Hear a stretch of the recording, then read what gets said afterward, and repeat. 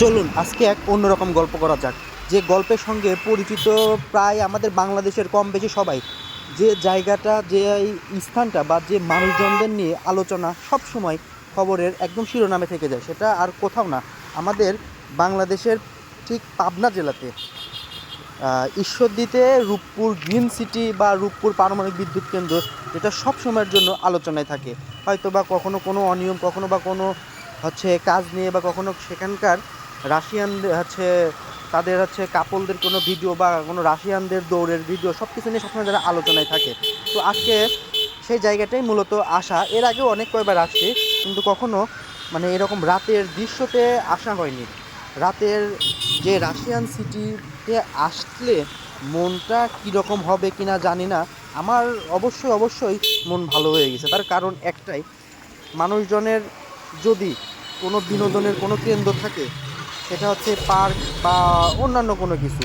তো এই Rooppur Russian CTO কোনো তার থেকে কম না। তার কারণ এখানে এক পাশে যেমন রাশিয়ান সিটি রয়েছে অনেক বিল্ডিং, ঠিক তার অপোজিট পাশে রয়েছে বাজার, শপিং মল, কিছু আপনার বাচ্চাদের জন্য বিনোদনের কিছু কেন্দ্র রয়েছে, কিছু রেস্টুরেন্ট রয়েছে, যার জন্য বলা চলে এখানে এক মেলা বসে সন্ধ্যার পরে।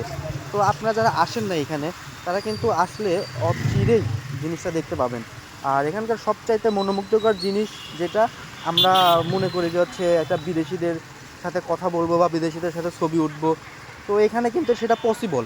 রাস্তার ঠিক অপোজিটে, রাশিয়ান সিটির ঠিক অপোজিটে যে বাজারটা থাকে, সেই বাজারটাতে সব সময়ের জন্য রাশিয়ানরা থাকে, বা ছেলে মেয়ে উভয় সবসময়, কাপল বা সিঙ্গেল, সব সময়ের জন্য ঘোরাফেরা করে।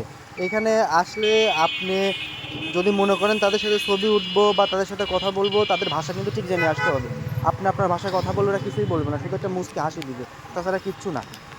আর আপনি যদি এখানে আসেন, আরেকটা জিনিস লক্ষ্য করবেন, এখানকার গেট 3 থেকে 4টা আছে। আপনার যে কোনো এক গেটের সামনে দাঁড়ায় রাশিয়ানদের দেখতে চাইলে কিন্তু পরিপূর্ণ রাশিয়ানদের ফিল নিতে পারবেন না। 3-4টা গেট আছে, 3-4টা গেট ঘুরে ঘুরে দেখলে পরেই অনেক রকম রাশিয়ানদেরকে দেখতে পাবেন, অনেক রকম রাশিয়ানদের আবার বাংলা জানে, তাদের সাথে কথা বলতে পারবেন। আরেকটা জিনিস, এখানে এসে কোনো রাশিয়ানকে হয়রানি করা যাবে না। এখানে সিভিল অনেক গোয়েন্দা থাকে, তারা যদি বুঝতে পারে বা তারা যদি জানতে পারে আপনি কোনো রাশিয়ানকে হেনস্থা করতেছেন বা তাদেরকে মর্মাহত করতেছেন কোনো কথা বলে, সঙ্গে সঙ্গে কিন্তু আপনাকে স্টেপ নেবে। আর এখানকার রাশিয়ানরা কিন্তু একদম ওপেনলি ঘোরাফেরা করে, একদম নিজের বাড়ির মতো করে। তার কারণ সরকার তাদেরকে সেরকম একটা সাপোর্ট দিয়ে রাখছে। আর এখানে আসলে পরে কিছুই না, আপনি শুধু ঘুরে বেড়ায় যাবেন। এখানে এসে কোনো কিছু কিনে খাওয়ার চিন্তাও করেন না, কারণ এখানকার দাম একদম ঢাকার লেভেল থেকেও মনে হয় বেশি কিছু।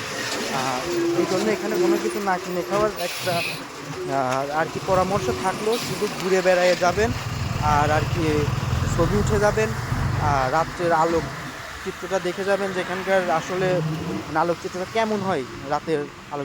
চারিদিকে রাশিয়ানরা ঘোরাফেরা করে, এদেরকে কখনোই ডিস্টার্ব করবেন না।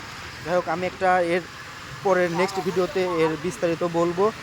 আর দুই পাশের যে শপিং মল বা গ্রিন সিটির যে বিল্ডিংগুলো রয়েছে, কখনো কোথাও দাঁড়ায়ে কোনো রকম কোনো আড্ডা দেওয়ার চেষ্টা করবেন না।